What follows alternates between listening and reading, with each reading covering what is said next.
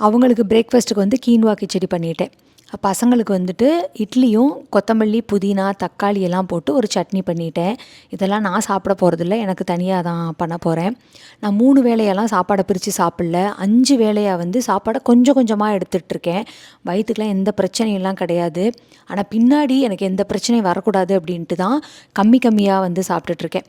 இன்ன வரையிலும் நான் ஃப்ரை பண்ணது, மசாலா ஐட்டம், ஸ்வீட் அப்படின்ட்டு எதுவுமே தொடவே இல்லை. இதுக்கு வந்துட்டு உங்களுக்கு எந்த அளவு தேங்காய் பால் வேணுமோ அந்தளவு தேங்காய் பால் எடுத்துக்கோங்க.